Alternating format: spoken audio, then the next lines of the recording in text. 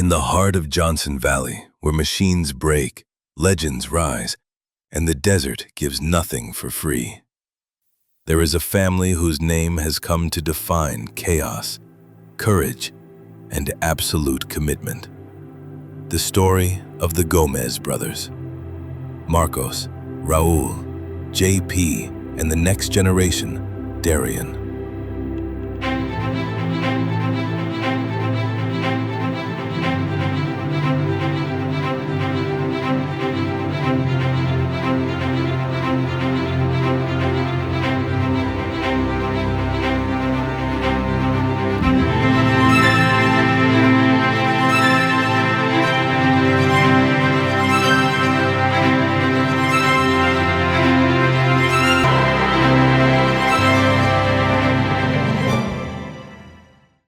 Before the rooster crowed, after the sawdust settled and the sun set, before the checkered flags and the smell of race fuel, there was work.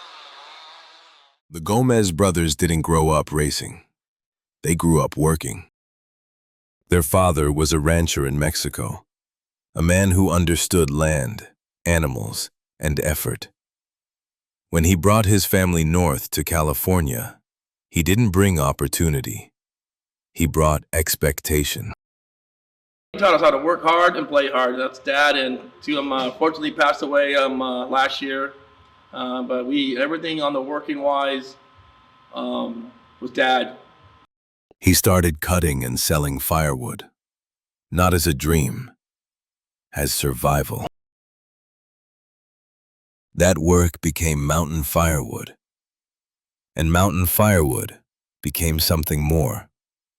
A business eventually ran by three brothers, Marcos, Raul, JP. It looked like getting up at 3:30 in the morning, getting out there to the field where we were cutting wood, and working, and then driving 3-axle trucks, 2-axle trucks with no brakes, coming down from the Sierra. I don't know if people are familiar, Highway 50. I remember fondly, we'd get up, get there, and I would take 2 trucks, 2 firewood trucks. They're like just 10-ton trucks, 2-axle trucks, and a place called coming down from Georgetown down to Placerville, 193. I'm surprised I didn't die there like 5 times. But I was like 16, 15. I'd be out there, we don't have brakes. Like, we'll be good. Just keep it on low gear, you'll be fine. I'm like, we don't have brakes. All right, it's all good. But it was grinding, and after a while, I'm like, Dad, we gotta do something different. The firewood was tough. It was tough. But it was good, though. I mean, taught you how to work. That lesson never left them. The idea of racing didn't come from boredom. It came from confidence. Confidence built through work. Bob Rogie brought up to me, like, you've seen this Ultra 4 racing. Kind of looked at some videos back in, I think, 2010, 2009. It was about 15, 16 years ago. And we're like, yeah, let's look at this. And it's literally snowballed from like a 6-pack of Coors Light, me and Todd Treat, to running up to Bob Rogie's shop. Bob, we're going racing. Bob's like, you're flipping crazy, dude. I'm like, no, well, we're going to go racing. We're going to do something. And it kind of took off from there. Yeah, Mark always, when he first came to me with the idea, I think he explained it to me that he kind of saw the brothers kind of going off in kind of different directions. So he wanted to build something that's going to bring him back to a common cause other than the business, because I'm sure the business is hectic enough, but they need an outlet. And no plan, no guarantees, just belief and risk. When it came time to buy the first race car, only 2 people went, Bob Rogie and JP Gomez. Kind of sat down and said, let's do it. My older brother goes, how much money you got in your bank account? And I said, like 12 grand or something. I mean, I was young, right? And pull it all out. You need to go pick up the car tomorrow. So then they're like, Bob's going to go with you. And like, I barely know Bob, right? And so we meet him, drive all the way to Las Vegas. We go test drive it. I don't even think I drove it. I just rode with Bob in the race car. Les, super cool guy. And we're checking out his shop. And you go out to the desert, and that was like the first time we're, in the desert, like in a, 4-wheel drive 4400 car. And Oh, it was just hooked. It was like, oh man, this is the coolest thing I've ever driven, right? And then yeah, we drove back. I think that night, all night, back here. Went there, came back, and did some rock crawling, and then we went to I think Arizona, our first race a few months later. I had a concern about when Marco said, "Okay, you're going to go with JP and go down and buy this car." I'm like, all right. I didn't know the kid. He was a kid back then. And I don't think he probably didn't take me seriously. I mean, I was 30, 29, right? 28-year-old, skin in his bones. And I don't think he really thought we would show up with money to buy it. I'll be honest. Kind of had that. He's looking at us, and he's like working. It's kind of like blowing us off a little bit. You know, he's working. I get it. And we're like, all right, we just drove 12 hours straight. We want to drive the car. And we just chit-chat a little bit and just jumped in the car and we left with it. I mean, there wasn't a whole lot of talking going. So, you know, I heard stories. They're a little squirrely, a little crazy. And I wasn't sure what their end game was. So I wasn't sure if they're just going to come in and have a blast and bail. And so I was pretty immersed in the industry. So I don't know why, but I was a little concerned about my reputation, whatever that is. But so I wasn't going to let him drive Les's car because I was scared to death he was going to go out and wad it up and say, "Get in the truck, Bob, we're out of here." And I was like, well. So I had a little concern there. So I didn't let him drive it. We went and we test drove it, and next thing I know, we're renting a U-Haul and we're bringing it home. So he never drove it. And Marcos actually drove it before he did. you're like, and it doesn't really compute until you're actually, oh, we're buying this. We could be on a YouTube video. That's what I kept thinking, right? And so it didn't really sink in until we're like, the car was on the trailer, and we're like, and I was thinking to myself as we were driving back, how do we even drive this thing, right? I mean, I know we went to the desert without, like 50 maybe. And, like that's when it was really kicking in, like, oh shit, we're serious now. So that's kind of how it went down. These guys contacted me, and it was Bob Rogie. I didn't know him at the time. Turns out to be a really nice guy. And they showed up at the shop. JP was with him. It's just those two, I believe. And went over it with him. JP never really said much. I don't think he knew anything or knew the right questions to ask. Obviously, Bob Rogie did. And so we went over it, decided to go out for a test drive. So we went out to Boulder City and unloaded the car. Bob Rogie got all strapped in and took him for a ride. There's some good bump section, nothing serious. And then it was JP's turn. And I don't know, JP, he never said anything. He just held on. They had helmets. And I think it just scared the shit out of him, really. We never even went that fast. It's funny how time overcomes that. But when we came back to the shop, we made the deal. Everything was handled. We loaded everything up. And all I could think of is, this poor bastard has no idea what he's getting into. It wasn't too expensive then, but you know what that leads up to. And he never said much. And I just thought, he has a clueless, rude awakening coming up. So we all know what they've done since and how well that JP has done and the whole Gomez group. That car went on to qualify several racers before they got rid of it. And just happy to see what they've done with the sport, the many racers that have been associated with them and their success. When the Gomez brothers arrived, they didn't ease in. They arrived loud. We didn't know what we were doing, but we just wanted to go fast, right? And then the first high, or the first oh, this is so cool, right? It's like the first race. And I remember me and Todd, longtime friends, he was co-driving. I don't know why he wanted to jump in with me, but he did.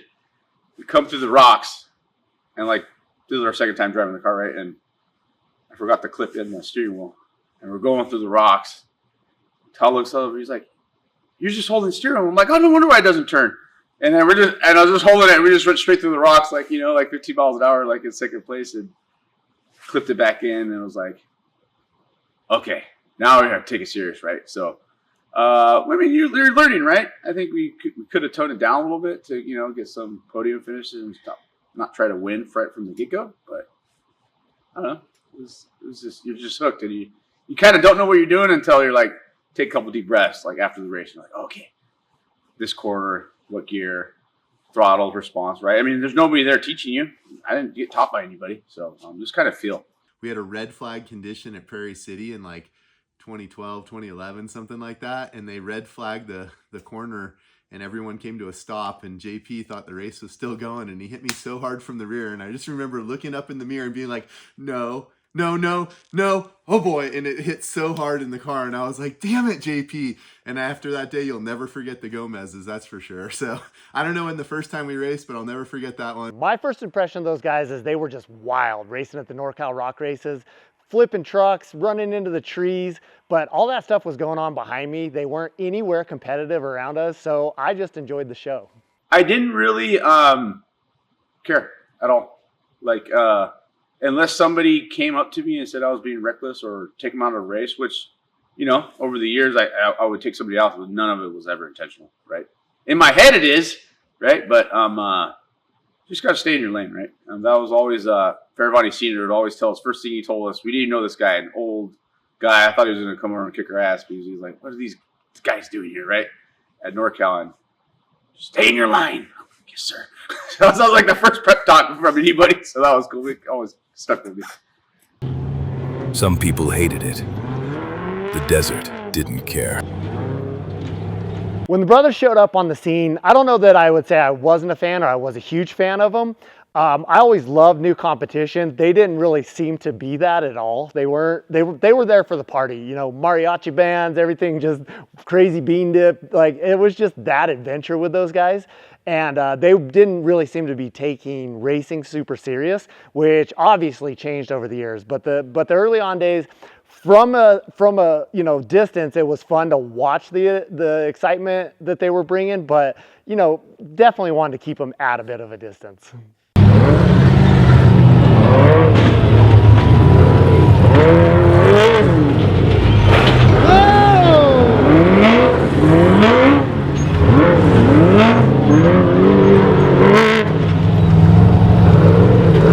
In the beginning, their driving style was definitely not calculated. It was very reckless. It was foot to the floor and see what the trucks would land. They were crashing, wrecking, flipping, landing in trees, landing in ponds. It was pretty wild to watch, but there was no driving skill involved with it. They weren't trying to make friends. They were trying to finish. And if that meant driving harder than anyone expected, so be it.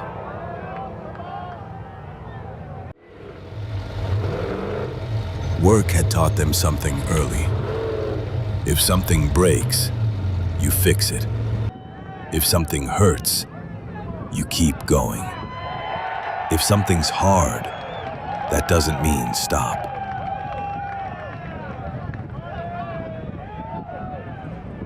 Reputations form fast in the desert, and the Gomez reputation formed the same way they raced. Loud, fast, and impossible to ignore. The stage got bigger. Nothing about them did. King of the Hammers doesn't care what you've done anywhere else. It asks the same question of everyone. Years of just sucking and not being able to actually win and just being second place and third place. I think I was like the second place master of getting every second place trophy you could get. For sure. It sucked. In 2016, Raul Gomez finished third. Not a win, a statement. I think that drive and desire to win, I've always been super competitive. Always, you know, been kind of in my nature, and not being able to win has created a challenge for me because I've always been able to succeed in everything I do, and not winning was just like, it just hurt me every time. So just coming back and really like refocusing myself in to get there and be winning that, you know, those times.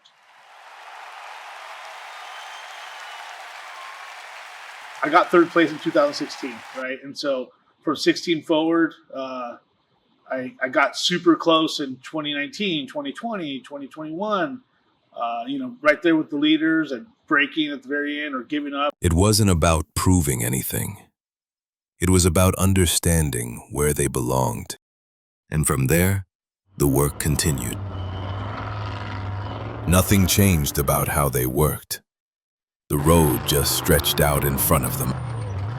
In 2020, Marcos finished second at King of the Hammers. Oh, God. The most painful KOH I had. Finishing second at KOH is probably the worst finishing. Oh, my God. I think JP finished second last year. God, who was the number one second finisher? Like Mooneyham and Shear. I mean, Shear's won it before. I remember. That was, you know what the shittiest part was? I think I was 3 miles out. I'm like, I was already thinking I was already in my mind, my speech I was going to give at the finish line. And then I picked up the helicopter. I'm like, a smooth sailing. I just a couple miles of sand, just dropped down back door, no problem. My A arm let loose, front left, and my heart sank. I didn't want to get out and look. I'm like, I just got to keep on driving it. Fuck it. Just keep on driving it. And stayed together, but that was probably one of the most painfulest KOHs I've had. I mean, yes, I've not finished. I've gotten 4th, 5th, I think 6th, 9th, 10th. But that second place, I know a lot of people, I know Healy a couple years ago was like a couple miles out. I mean, being a few miles out. And then like on the radio, that Blyler was upside down on back door. I'm like, I could still make it with the broken knee. I was like, are you kidding me? Are you kidding me? Oh, God, it was like, and it still was only like, I don't know, 10, 12 minutes out. And I was like, that was painful. It's everyone reminds me of that, but it's all good though. Not because it changed anything, but because it confirmed it.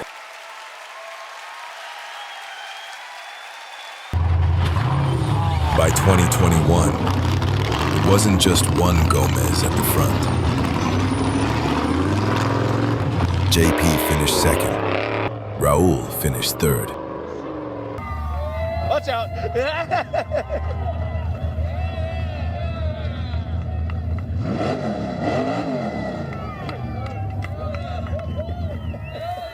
Raul, here's the deal. He beat your ass. Hey, did you guys? I pulled him out of the way. I let him pass. What happened second lap? He had a flat.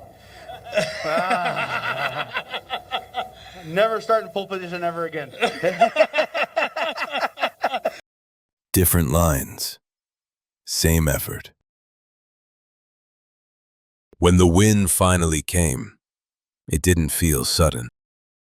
It looked like momentum, but it was years of consistency finally lining up. In 2022, Raul won King of the Hammers. Winning in 2022 was it was destined. I was for the previous few years I was right there, close to first place, about to take the lead. I would get stuck or something would happen with my car and I would give up, and I finally just refocused myself in 22 and really strive to make sure I had a good consistent race to come out on top. It was the goal. Not because anything changed, but because nothing did. Gomez, and he is breathing down the neck of three-time king and current race leader Jason Shearer. And here we have. Look at this. Raul Gomez in second. There's Raul. He's slowing. It's Jason Shearer. He will be taking this. Look at this. Last year's king, Raul Gomez. He comes in now to take the checkered flag and the unofficial win here at the 2023. What a race. What a race. In 2023, he did it again. By then, it wasn't a breakthrough. It was confirmation. Oh, it felt great because I knew I was for my win in 23. I knew what it took to get there, and I knew I could continue that consistency, and just knowing that I've done it. So it was once you do something once, you know how to do it again. It's like riding a bike. Once you ride a bike, you just know how to do it. So to that same mentality, it takes a lot of. It's like a mental and a physical game, and also knowing your race course, putting the homework in, and really studying the course, and and getting after it. So it was kind of one of those, once you do it once, and I see the reason why the current kings and the previous kings keep on going back, because it's that feeling that you can get it, you can get there, you can be on top, and once you have that taste one time, you just want to continue that drive for success. JP's path was different.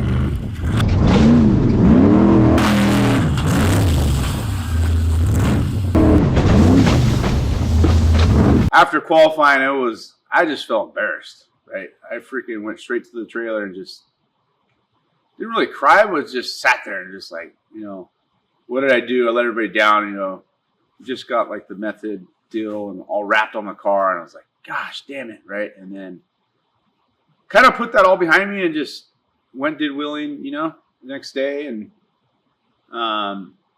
deep down, I know I could win, right?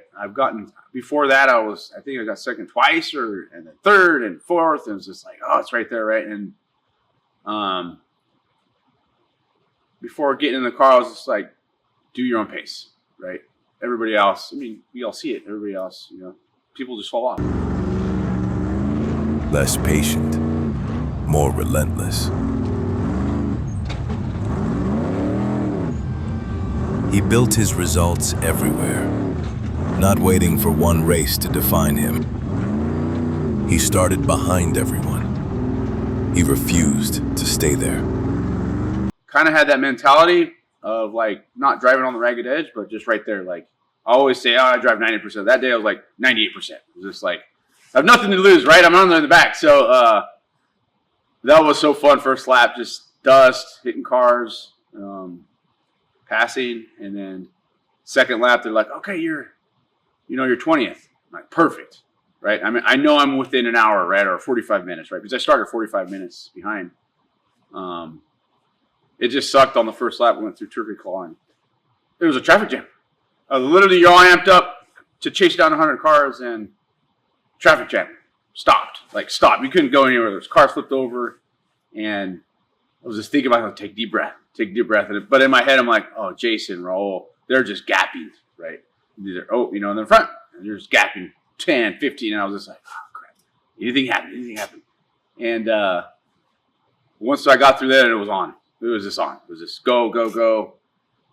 After first lap, like I said, 20th, and then got some more cars, and I think I was fourth or fifth, started the third lap, and I was like, oh, shit, all right. No flats, right? That's always an issue down there. And battling with Healy, he passed me, and I was like, oh, something will happen. And it was like kind of like surreal. When all these cars I was passing, there's like nobody out there. I was like, oh, I guess I must be doing good. And then I got a flat. Gosh, damn it. Front, if it was a rear, I would have drove it right, but I was like, change it. I'm going to take rocks in the trophy truck and my car, just specifically to throw them at them, because it's like you're trying to like focus on like changing the tire or getting unstuck, and then every time it seems like there's a helicopter or a drone right there. I'm just like, really? They don't film me. I don't see them filming me the whole race, any race, until I'm stuck or broken. So I'm going to put a jammer on my race car or something so it jams them up, but it's part of the show. Is that Raul Gomez? Oh, I still process that moment every year, right? Every day I still process of me. I vision, because I have the whole race course. What happens is before I race, I run the whole race course through my mind at night, right? I'll sit there for hours just running the whole race course. And I knew that I didn't run that section enough because I was using that line that Dave said we could use prior to the driver's meeting. So I was too busy trying to figure out how to cut across that mountain to the other VCP, and I didn't run that course enough to really understand like what I was up against there. So I decided it was a simple trail, and I don't know, I still have nightmares about it. At least once a month, man. It's crazy. Like, you should have won, right? And I was like, and he was flipped over, and it's go. So I go, and on the radio, they're like, you have a lead, or there's only a Can-Am to beat. I was like, oh shit. And I had a spare, or a flat in the back. So I pulled in the pit 2, re-rack it. You never know, right? And then hauling ass, and it was like, back door. That's where I flipped on qualifying.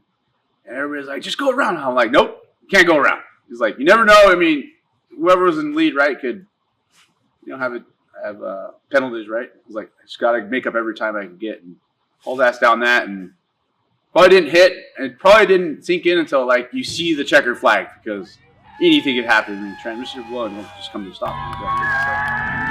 Coming through that, it was just like a sigh of relief. Like, all right, I made it, right? I was like, did I win? Did I not? And just pulled up to the pit, and everyone was fired up. So that was awesome. In 2024, everything came together.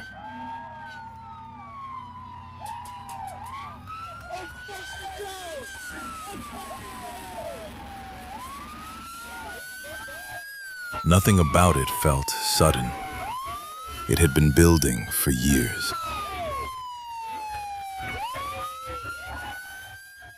Gomez brother racing team is, somebody who's there to win.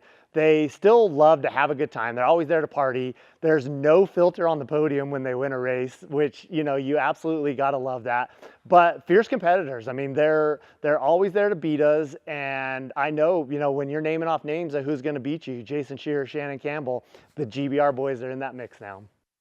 Such great guys. And, just watching them over the last, whatever that is, almost 15 years that they've been out there, everything that they've done is just to be, get better and better. They started off with maybe a little different attitude. I remember when Dan Trout was building their cars, and he would get done building this, remodeling the front of their car and putting a new bumper on it, and it would look all great. And I think the first reaction that they had was, oh, that bumper's so sick. I can't wait to smash somebody with it. And, I remember when Joe Thompson kind of got them to understand, like, hey, the fastest way around somebody isn't through them. You actually can go around them without running into them. And that was the evolution for them. They had the speed. They had nobody in their right mind's going to argue they didn't have the huevos, because you were almost scared of them when they were around you. And that's a good thing if you're a racer, especially in the short course, is that, they're not going to lift. It's just a good characteristic, and that was never something that they were shy on. But honestly, the evolution of their racing, like I said, has gone from, maybe just a little bit kind of crazy and wild to what I would consider to be, on par with the top guys in all of motorsports. And I mean that sincerely. Like watching, JP get his win. I mean, Marcos was so close until that A-arm broke. And then Raul, the 2 KOH wins, but not to mention just what he did. He worked on his fitness. He worked on his pre-running. They got their dedication on every level of everything it takes to be the best. They're definitely putting in the effort and working hard. And, that's only a story about their racing side. The story that resonates that I'll never forget is I was helping my friend Dave Lessico on his ranch back in like that SMU fire complex in the Bay Area that was coming through from Livermore Hills. And I got a call one day from him saying, could you run up to my house? And it was his grandpa's ranch, and he was up there trying to keep an eye on it, and next thing I know, he called me because he needed some radios, some handhelds to keep track of his son and his son's friend. And it was like lunchtime on a Thursday, and I was like, sure, I'll run up there. And I ran up and just intended to drop off these radios. And Saturday night I was still there. We were fighting the fire, and we gave up because the dozer had caught on fire. Everything that we had, all our resources were burned. And I took a picture and I posted it up on Instagram, and it was just basically miles of coal is what it looked like, just red embers at night. And my phone rang almost immediately, and it was Raul. And he said, hey, you need a dozer? Can we help? Can I send some guys? And I was like, oh, Raul, my friend, he's a great guy. He doesn't have money to pay to bring in equipment and do all this kind of stuff. He goes, dude, I have the equipment. I'm here to help. Like, I just want to help you guys. And I was like, well, he'd appreciate it, but I can't even ask. And, those guys rolled out of their shop at 3:30 in the morning. They were there at the ranch at like 6:30. They brought in a dozer bigger than anything I'd ever seen. And it came in and they started clearing a path to get the trees that were not burned out of the way. So we had a break. And then 2 guys showed up from their company, Firestorm, and they actually taught us what we should be doing.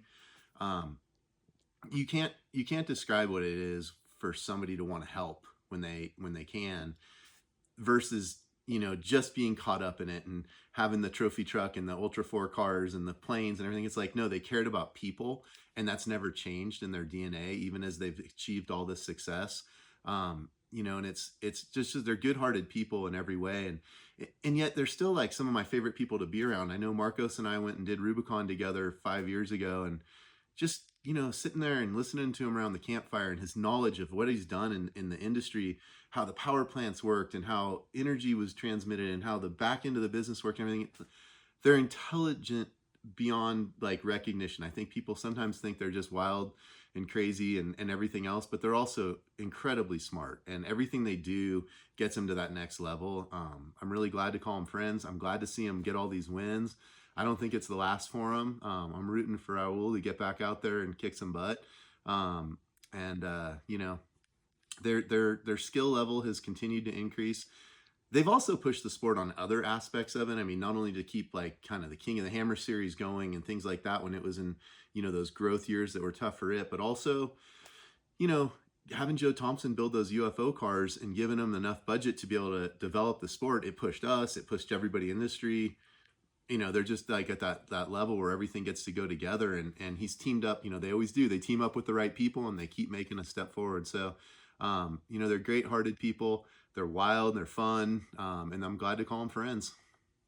By the time Darian was racing, the standard was already set. When I moved up here from Mexico, I moved in full-time with my dad. My dad took me to the first off-road race ever, and that was down in Glen Helen. JP was racing the old car called the Old Lady. It was a straight axle car bought from Les Figueroa, and I didn't even know what off-road racing was or what it was even about. I didn't even heard the word off-road racing in my life. Showed up, watched. When I showed up, JP had a broken collarbone because he had rolled the car the day before, and they were freaking racing up and down Glen Helen Raceway. It was badass, man. After that, it was like meeting people throughout the years. I built friendships. I built freaking close relationships with other people out there that help us out. And yeah, it's been freaking crazy. It's been great. It's a wild ride. He didn't grow into this alone. He grew up inside it. So my dad had bought a Ranger 900.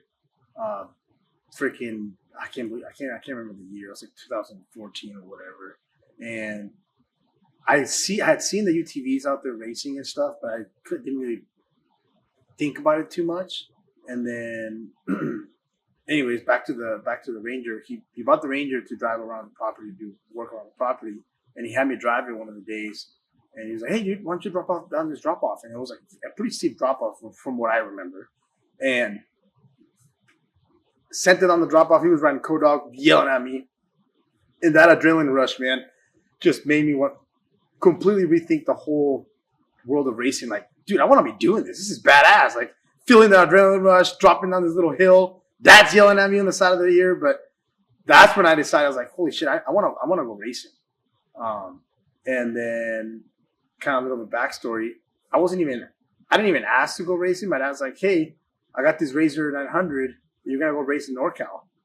And I was like, all right, sick, dude. I went out there, did my first race, finished first in my heat. Second heat, I finished first again out of like 12 cars. I was racing against 30-year-olds. I was only 15 years old or 14. I can't remember. And I was beating these guys with Razor 1000s. And they were right before the main event, they were trying to pull a red card on me, saying that I had some cheater motor. The car was bone stock. All I had was B-locks and an exhaust on it. And then on the main event, I got second because I spun out in the last turn. And like after obviously driving the Ranger and getting that adrenaline rush and then doing it after my dad asking me to race and not asking me, but just kind of throwing me out there to race, that just like completely changed my whole mind of freaking wanting to freaking go out there and drive instead of spectate. The expectations were clear long before the results. Not only on the racetrack, but here at home at work. My grandpa has taught my dad and my uncles what hard work is, and they obviously have shown it. And now out in the racing world is the same thing. They freaking show up and they kick ass and they take names. And yeah, it's definitely some pressure, some big shoes to fill. But yeah, I'm all for freaking making sure that Gomez can keep going until the end. No shortcuts, no special treatment, just the same work done the same way. So even if the car has a flat, I'm gonna drive that thing until it's completely not drivable anymore. And that's racing, that's at work. I mean, keep giving it 110% until you cannot anymore. That's what they definitely taught me for sure. Time doesn't undo it. So when I jumped into the 4400, I had driven my dad's car prior out the mid 400, right? So that was a huge difference, but not like full like how I'm doing now. The biggest adjustment is keeping yourself calm, staying fit. That's the biggest one. If you want to compete, you want to be fast, you got to stay fit. And then also, yeah, like I said, don't drive the car to the limits. It's not like a UTV where you can just wood it all the time. The cars will break, and for our cars it takes a lot, but I found those limits. So yeah, I gotta throttle back a little bit sometimes. What he carries forward isn't new. It's inherited. The following of the new generation of drivers, and let them know that it is doable. It's achievable if you work hard for it. I feel like I want to leave my name to be someone that people can remember as that guy was crazy driver, but that guy liked to freaking win at the same time. So that's my goal for sure. That's That's how the work lasts. It moves onward, one set of hands at a time. This wasn't just about chasing wins. It was about showing up to work. Day after day.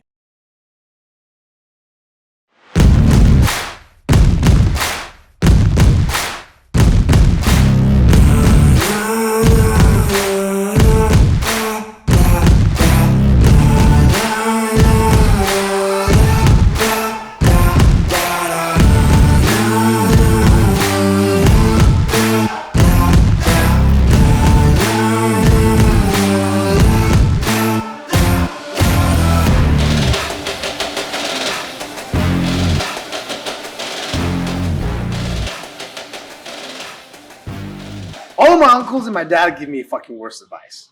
Marcus will tell me just to fucking send it and ollie it off the rocks. GP says, don't be a pussy, just drive it. And then my dad's like, just take it easy, don't roll the car. So it's like, sometimes my dad will tell me, just go up the line, you'll be fine, don't worry about it. And then it's like the wrong line to go up to.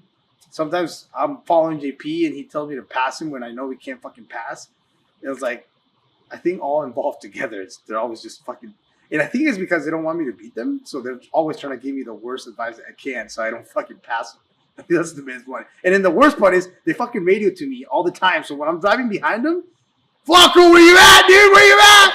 And then they'll start calling fucking different line mile markers. If I call one mile marker, people call it in front of me or behind me just to fucking fuck with me.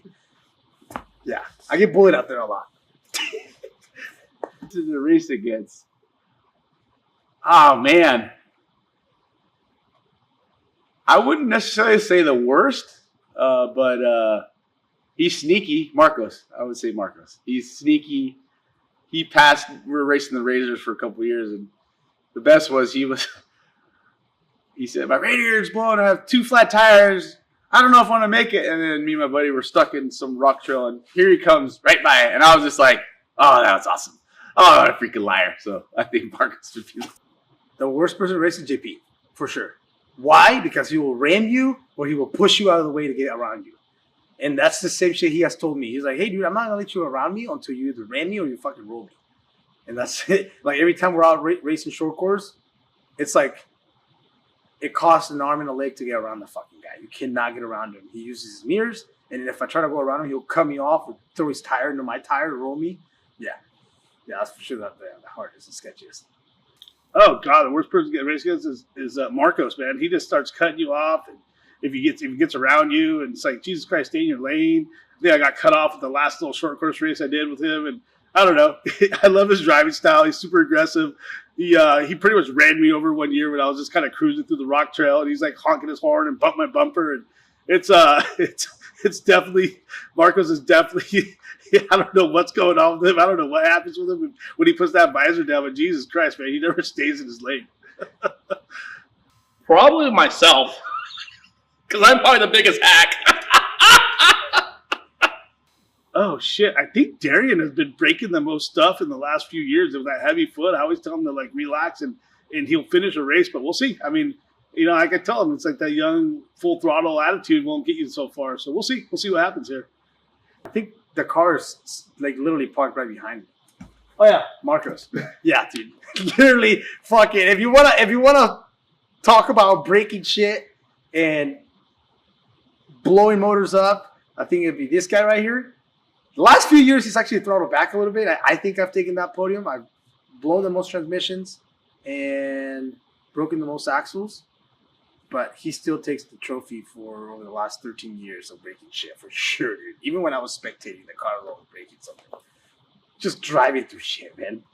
Call him the rock basher. I think it's in the front of the car somewhere. No, it's gone already. The rocks, literally. Scrape the fucking sticker off. God damn it. Marcos again. He's hard on stuff, but again, when I was learning how to drive, I was hard on stuff too, right? I ripped the front end off of this, not this car, but my old car. I would say we're all hard on stuff, right? Me and Raul talk a lot of smack about Marcos, but me and him are really super hard on our stuff too. But I think Marcos would take the lead on that one. I would say that's me, but no, I'm actually it's probably me. It's probably me. Shit. I don't think I'm the best driver, but I know I'm the best driver, right? And they're always heckling me, right? Oh, we're coming to get you, we know, and it's just like, man. So definitely say myself. Okay, so JP thinks he's the best driver, and he actually is. Oh, God. Marcos thinks he's the best driver. But he attempts. I think out of us four brothers, JP is the most consistently, the fastest, the most consistent winner in our whole team. He has the most podiums. He has the most wins.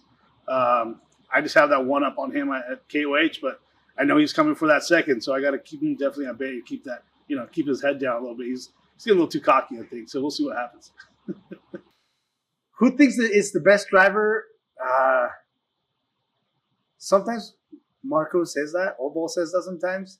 But the actual best driver, I would say, is JP out of all four of us. But it's like, it's hard, man. JP is really good with the short course stuff and like desert racing as well as fast. But when it comes to the hammers, my dad takes the trophy for sure. The hammers, I don't know how he does. JP will go out and beat us all in desert racing. I mean, hands down, he's the fastest fucking driver of all of us. But when it comes to the hammers and the hammer trails, my dad would beat us with one hand on the steering wheel and the other with a fucking cup of tea. Like, he's just that smooth through the rocks. I don't know what he has, I don't know what he does, but he's just fucking smooth. Yeah. I would not loan my race car to my dad. I would loan it to JP and Marcos because I know they'll take care of it, but my dad, knowing it's my car, he will make sure he's fucking giving her the business until it's fucking smoked, dude. I know that for a fact. There is no holding back. Literally, dude. I would probably not loan it to Old Balls, for sure. I know he would wreck that shit. I let him borrow my trophy truck to pre-run the Baja last few months ago.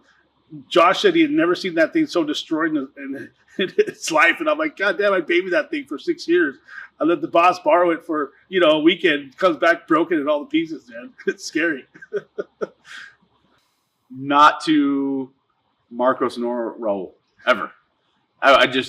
They let me. I've driven their cars. I don't know why they would let me drive their cars, but I just feel I would never let them drive. And then outside from racing, who would I? No, just them two. Yeah, just them two. Myself. No, so it's funny. So Raul let me borrow his TT for pre-running down in down at the Baja 1000 this year. As me and Sergio, and we actually got to use the pre-run a couple final pulls down there. My section through the San Felipe area, the 400 miles, 300 mile, whatever it was. I thought I ran like a champ. It was like great. I think ran like a bat out of hell. I'm like, I think runs good. We had a team meeting with Josh. He was doing the prep on it after that. He's like, yeah, every limit strap was broken off of the corners. Everything was cracked around the corners. He's like, what did you do? I'm like, oh, I sent it to the San Felipe Whoops like I should have been sent rules. I'm never letting you fucking borrow my truck again. Anyways, yeah. So probably me. I think if we all lined up in identical cars, Marcos would definitely back off the throttle if it was coming to a head because he probably doesn't want to get any of us hurt. Me and JP would probably go neck and neck. Darian's a hard one, man. He put me in the wall one time, so I don't know. It'd be pretty crazy, man. I honestly, where I'm at now, especially with like me going through my stuff, I probably would back off and let someone just push through at this point. Yeah. Raul could possibly win, and it all depends on the race and the course, and it'd be either me or Marcus would wreck. Okay, all identical cars. Who wins and who crashes first? Darian wins. GP crash first. I'm gonna say I'm gonna win, and the guy that crashes first is gonna be Marcos, for sure, dude. JP and my dad will battle it out and see who gets second and third. But yeah, for sure, I would win it. I think the boss man. He's definitely our go-getter. He said the 50s the new 20s. So me, I don't party anymore. I don't drink. So that's that. JP's an old family man, and we call Darian Grandpa Carlos. So he's definitely not doing shit. So I give it to Marcos for sure. I would say I used to, but now I think Marcos would take that. Even if we win, I still feel he parties for us because we won. So he takes that in, and he definitely has that one. Holy shit, man. I don't know. After my dad's back-to-back when we partied pretty hard, my dad was partying good, pretty good. And then JP winning too. I would say it's between my dad and JP. Actually, no. You know what? Marcos takes that fucking win, dude. If he wins the hammers, it's going to be a fucking party and a half after the hammers is over, dude. Through and through, probably through the next year if he wins this year's hammers, dude. I'm telling you right now. Yeah, Marcos takes the win for that one, for sure, dude. Because I really haven't won that much, but I'll still party anyways.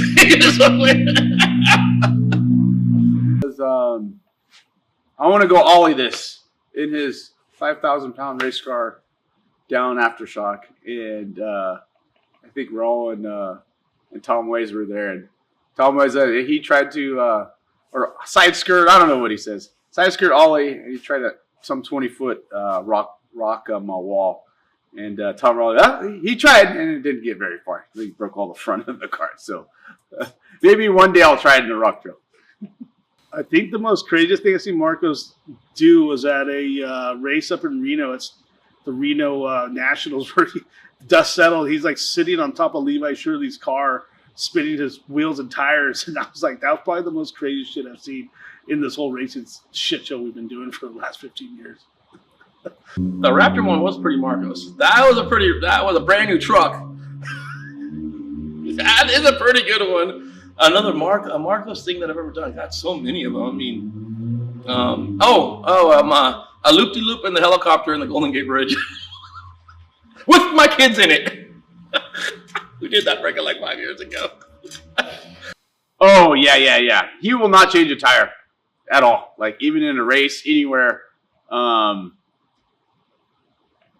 Jeep, I remember we were pre-running. Yeah, he made me race his Raptor against some Jeep down in K-Waves like 10 years ago. There was no race, and he raced his Raptor at NorCal. I still can't believe that brand new Raptor jumping at NorCal. So there's nothing that he wouldn't race.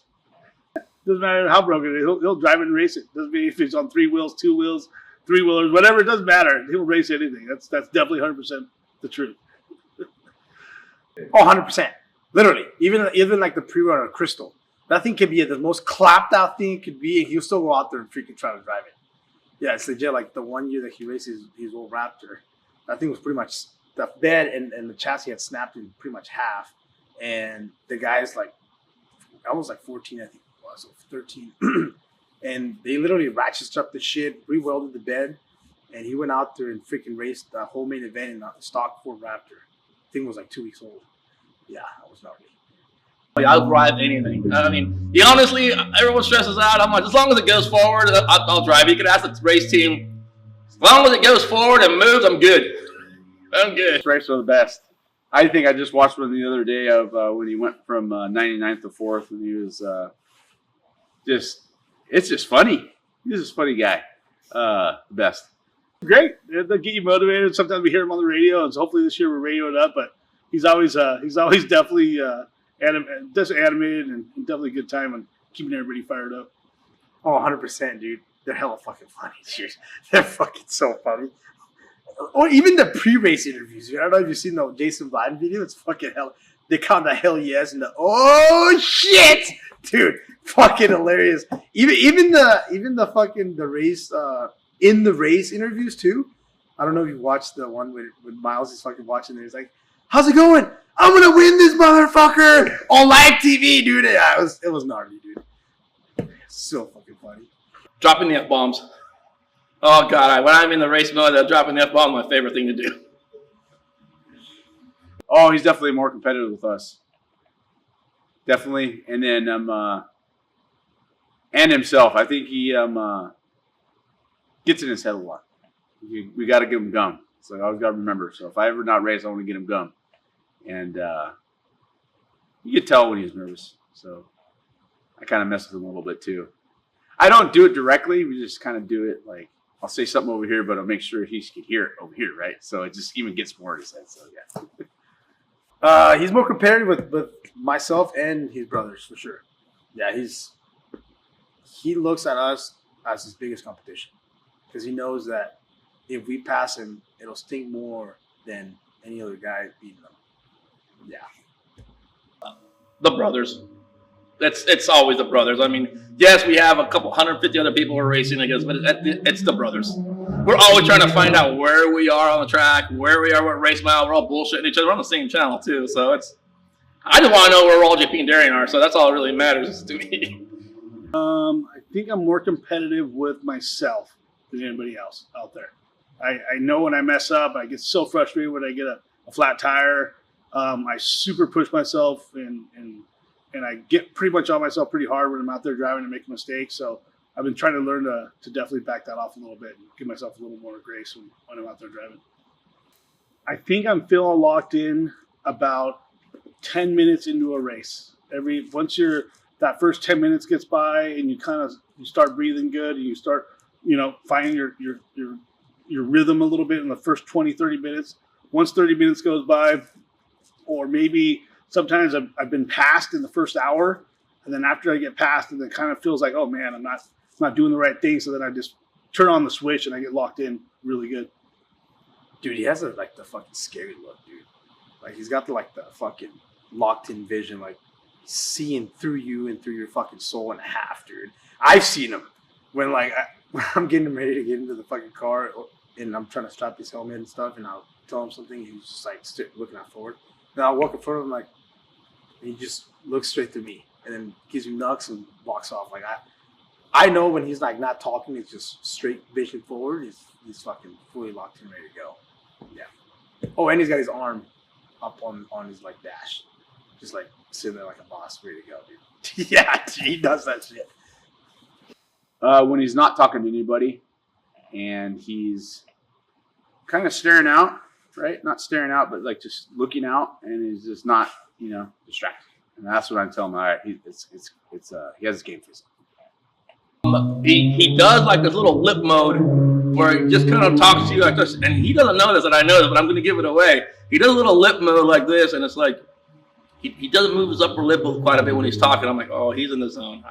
I'm giving away little secrets right now, and this is probably about 40 years in the making, so 45 years.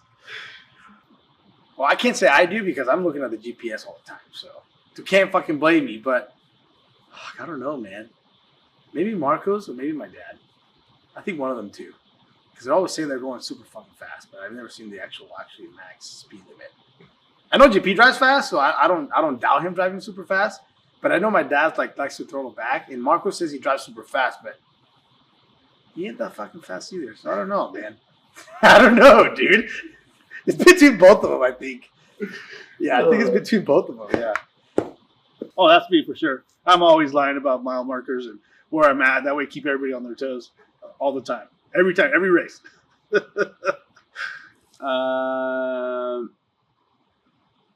That would be me. I like saying that a lot just because I know they're always coming after me. So I always call out wrong mile markers, the speed. Marcos definitely takes the, I got something broken or I got a flat tire, right? But I know he's always moving. So, yeah, it's between all of us has a special link.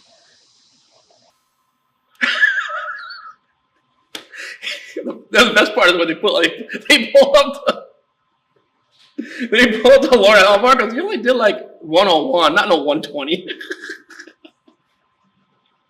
The best, I don't know if it's a meme, but Micah did a thing. He's following Marcos around of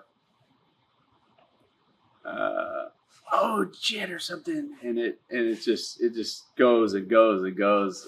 Not really a meme, but that just always, it just makes me laugh because we're all walking around, this 4 or 5 years ago, and I think he said it 20 times, and everybody was just laughing the day before the race. So that was super cool. Oh, the best one about me was GP and his cowboy boots, man, with the big old fucking snake boots. That's the best meme I've ever seen. I don't have social media anymore, so I don't know what they post out there. That one or the red carpet where we're just, rolling out for the Kings coming through, right? So that's probably the best memes I've seen out there about us. The fucking good one, dude. I don't know if you've seen the one where it says up top, walking through the Gomez brothers walking through the slums of Hammers. And it's like these dudes are rolling a red carpet through the fucking mud. And the guys are walking around barefoot on the red carpet. That was fucking funny, dude. KOH Beeves. I don't know who posted it or some shit. I don't know. It was fucking hella funny, dude. That was hilarious. Oh, that's definitely me and Marcos will talk about shit while we're going. Or I will for sure. 100%. I think Marcos and then me and then Raul, we have this thing now since our nephew's racing. We just yell, Flacco! And Darren, he just says, I hear you guys. And it's every 10 minutes, one of us would just yell it out just to make sure that Flacco can hear us. And I think it's pretty funny. While racing? Yeah. While we're racing, that'd probably be me. Actually, might be JP, actually, because JP's always on the radio talking some sort of smack. JP and my dad. Yep. Back and forth. And then Marcos will jump in there a few times. But if they know, like I was saying earlier, if they know I'm behind him or I'm near him, it fucking gets loud, dude. Like, back and forth. Like, you can't even concentrate because they're just shit talking to each other. Or shit talking to me, dude. Just trying to get in my head to not fuck up or something, dude. Yeah, it's bad.